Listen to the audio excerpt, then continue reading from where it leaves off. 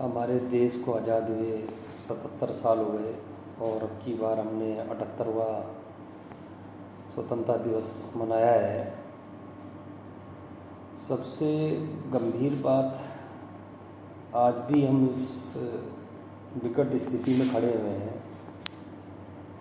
कि हमारे पास जनसंख्या बल है, युवाओं का बल है, मगर जिस स्तर की शिक्षा होनी चाहिए उस स्तर की शिक्षा में अभी तक कोई गुणात्मक सुधार नहीं हुआ।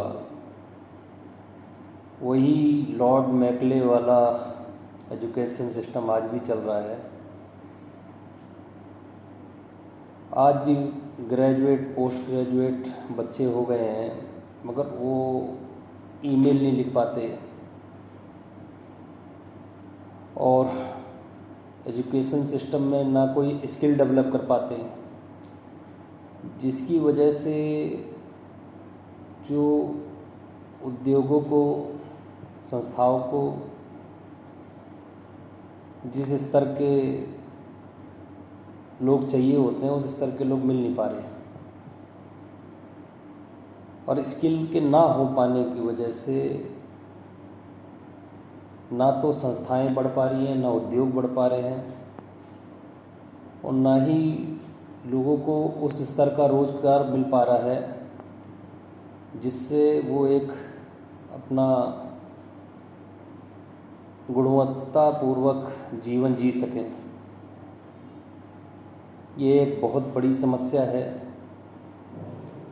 और इस पे ध्यान दिया जाना बहुत ज़्यादा ज़रूरी है।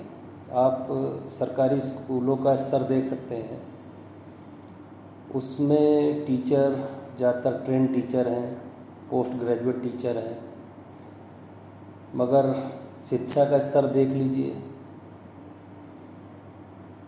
बहुत ही निचले स्तर का है। मास्टरों को अच्छी खासी तनख्वाह भी मिलती है, फिर भी बच्चे उस हिसाब से नहीं तैयार हो पा रहे जिस स्तर की ज़रूरत है। इसकी वजह से एक शिक्षा माफिया तंत्र पनप गया है, जो एक प्राइवेट स्कूलों का संचालन करते हैं, और उसके बाद भी प्राइवेट स्कूल पढ़ो चाहे सरकारी स्कूल पढ़ो, उसके बाद भी आपको ट्यूशन कोचिंग बहुत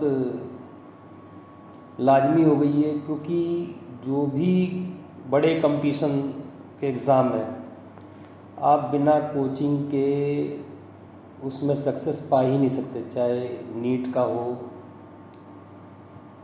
चाहे आप यूपीएससी हो, जितने भी बड़े एग्ज़ाम हैं आप कोई भी बिना कोचिंग संस्थानों के, और वो इतना इतना पैसा लेते हैं, और उसका सक्सेस रेट ये है कि यूपीएससी की तैयारी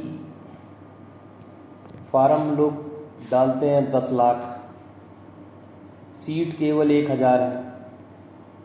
अब बताइए, चपरासी की नौकरी के लिए लाखों फार्म डाले जाते हैं। हर आदमी सरकारी नौकरी करना चाहता है कि एक बार सरकारी नौकरी लग जाए तो ज़िंदगी पूरी सफल हो जाए। ये एक बहुत बड़ा दुर्भाग्य है, ड्रॉबैक है। इसके ऊपर, शिक्षा के ऊपर बहुत बड़े स्तर पर कार्य करने की ज़रूरत है।